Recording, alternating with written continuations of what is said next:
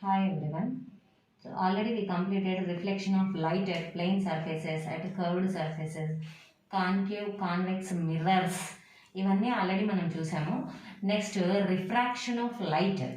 So what is refraction? First we have to know. So first you know that reflection means if light passing through a medium, if it has any obstacle, ఏదైనా అడ్డం గోడ లాంటిది ఏదైనా తగిలితే it bounce back. That process is called reflection. That is reflection. But if you go for refraction, if light ray passing through a medium, if medium changed means if is there any transparent medium means which allows the electricity. When light ray is passing, if there is transparent medium means which allows light into it, that is called transparent medium. So it can go through that medium but it cannot go straightly. ఇట్లా వెళ్తుంటే medium change అయింది. For example అప్పటి వరకు ఇక్కడ air ఉంది medium, then it is going into వాటర్లోకి వెళ్ళిపోతుంది. వెళ్ళినప్పుడు ఇట్ కెనాట్ గో స్ట్రైట్, ఆ రకంగా స్ట్రైట్గా వెళ్ళలేదు. జస్ట్ ఇట్ బెండ్స్, కొద్దిగా ఏమవుతుందంటే ఇది బెండ్ అయ్యి వెళ్తుంది. That process is only called as refraction. when light ray changing its medium, it bends. That process is only called as refraction. If a light ray passing, for example this is air and this total is water. So when light ray passing from air to water, so ఇక్కడ నుండి ఒక light ray ఇలా వస్తుంది, air నుంచి water వరకు వచ్చింది. Then first we have to check here for normal. Normal means the perpendicular line at that point. ఇక్కడ మనం గీసే this perpendicular line is only called as normal at that point. మనకు తెలిసి ఈ విషయం నార్మల్ అంటే. సో ఇక్కడ light ray when it reaches at this point, simply air is rarer medium than water. Water is denser medium, means whose density is more, that is called denser medium. Whose density is less is called as rarer medium. మనకు ఉన్న రెండు మీడియంస్లోనే check చేసుకోవాలి, ఏ medium నుండి ఏ మీడియంలోకి వెళ్తుంది. ఆ two మీడియంస్లో రెండింటిని compare చేస్తే which has more density is denser medium, which has less density is rarer medium. Then we can say that air means distance between particles is very more, but when you come from water distance between particles is very very less. Then density అంటే ఏంటి? You should know this. Density is weight by volume. So in this volume, if you take in this volume, weight is very less for air, but if you take same that volume, weight of water is very more, then we can say that water density is more and air density is very less. మనం సింపుల్గా ఒక example చెప్పొచ్చు. అంటే we can run very fast in this air. గాలిలో ఇప్పుడు మనం walk చేసేదంతా గాలిలోనే మనం గాలిని తోసుకుంటూనే అటు ఇటు అనుకుంటూనే మనం నడుస్తాం. So we can run in this air. But with the same speed can you walk in water? ఇంతే స్పీడ్తో మనం రన్ చేయగలుగుతామా, వాక్ చేయగలుగుతామా? వాటర్లో చేయలేం. Why? Because water density is more than air.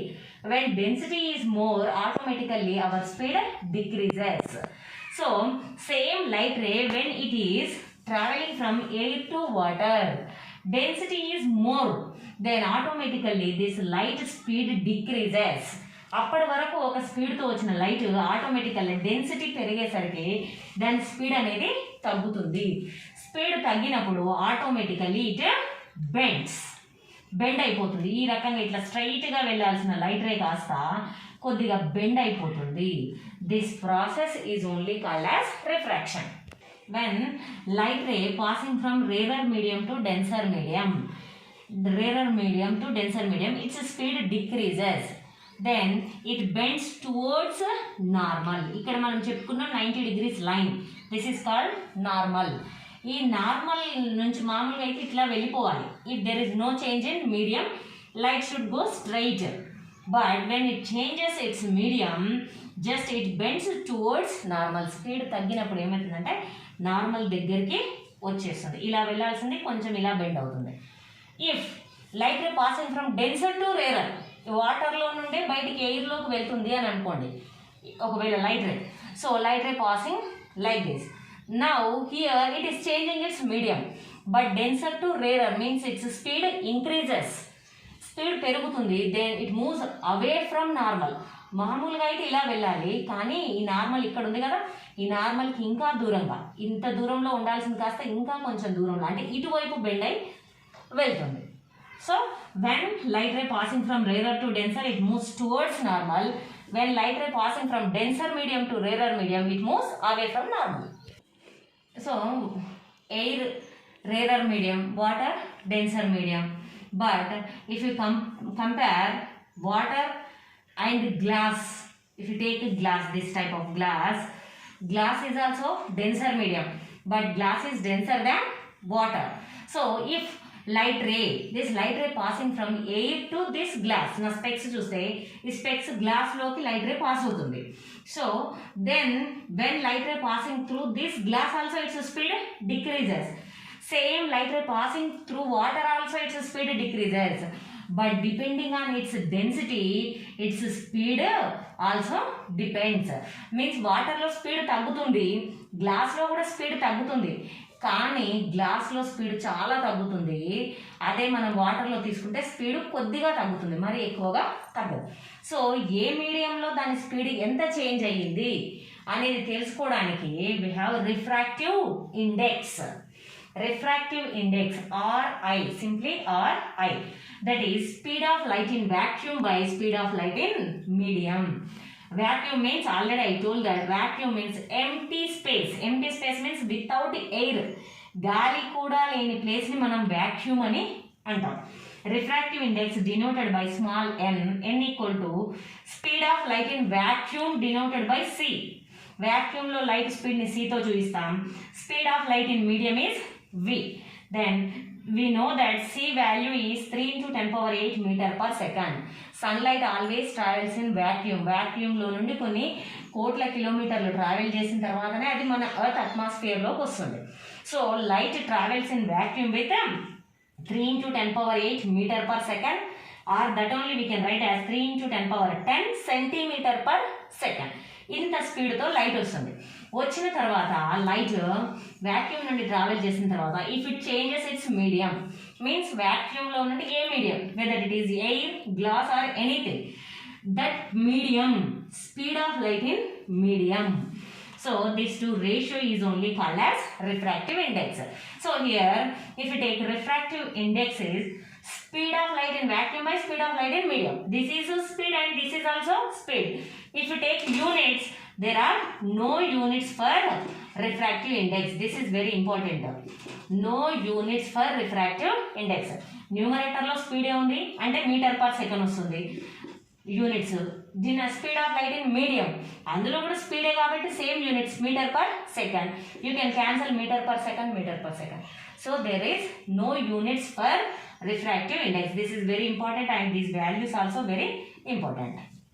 So till now we learnt that when light ray passes from vacuum to any medium, that is refractive index. But if light ray passes from one medium to another medium, means air to water, water to glass or glass to air, so these two mediums are there, then we have to check relative refractive index. Relatively means when relative with air, what is the refractive index of water? So relative ga chustam kabatti that is called relative refractive index.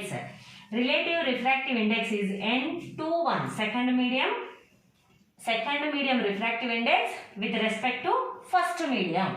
N21.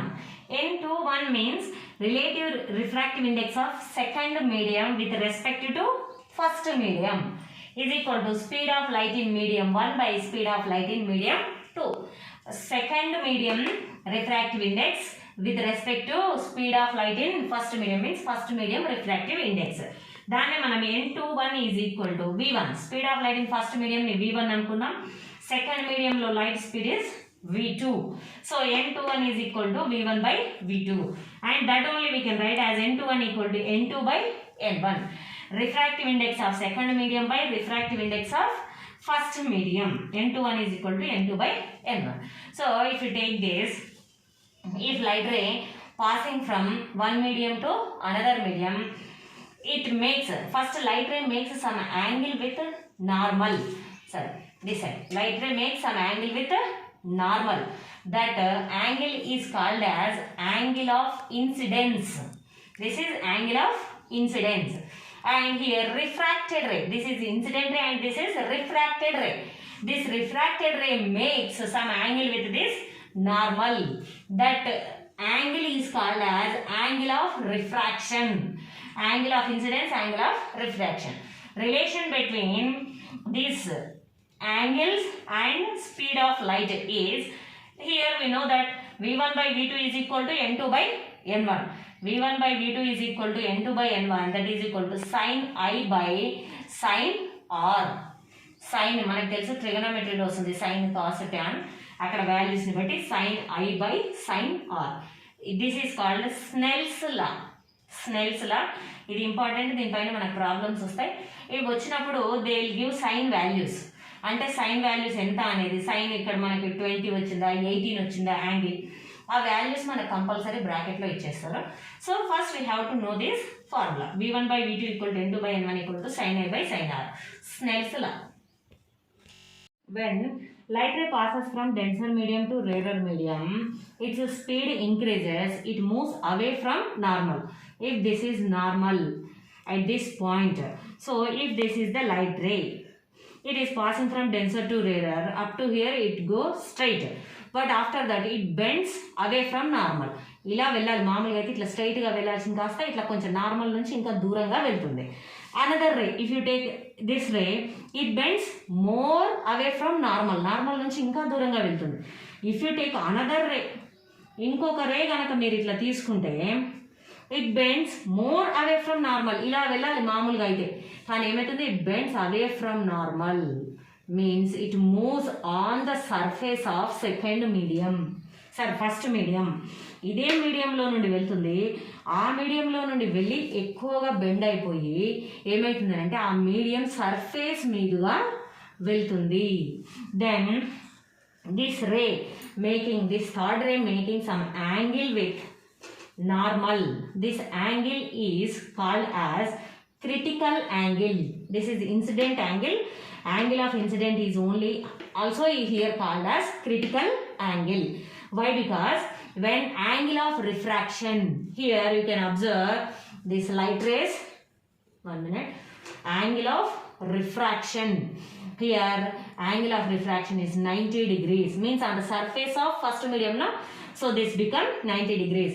When angle of refraction is 90 degrees, angle of incidence is only called as critical angle.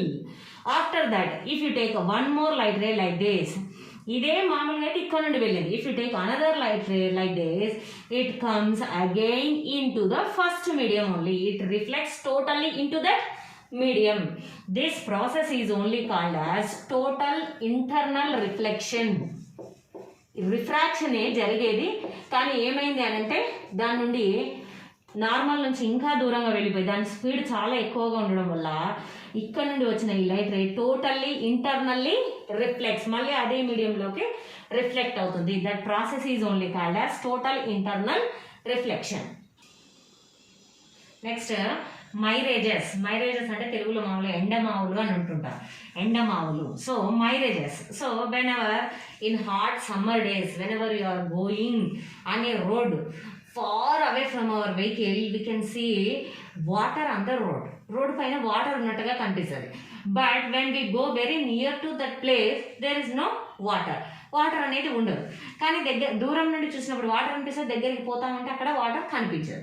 ఎందుకు ఆ రకంగా జరుగుతుంది అని అంటే, so in hot summer days, మంచి సమ్మర్లో ఏమవుతుందంటే the place which is very near to this earth, అంటే మనం చూసే రోడ్డుకి దగ్గరగా ఉన్న ప్లేస్లో this air is very hot, చాలా వేడిగా ఉంటుంది గాలి.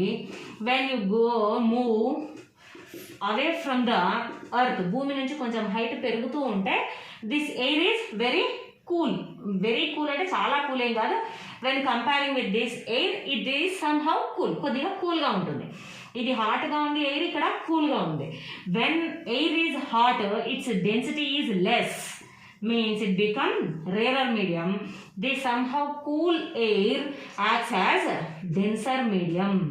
సో ఎయిర్లోనే జస్ట్ టెంపరేచర్ని బట్టి ఒకటి రేరర్ మీడియంగా ఒకటి డెన్సర్ మీడియంగా యాక్ట్ చేయడం స్టార్ట్ అవుతుంది.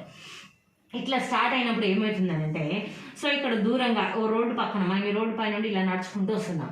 ఈ రోడ్డు పక్కన పెద్ద చెట్టు ఉంది, లేకపోతే పైన స్కై అయినా ఉంటుంది మనకి.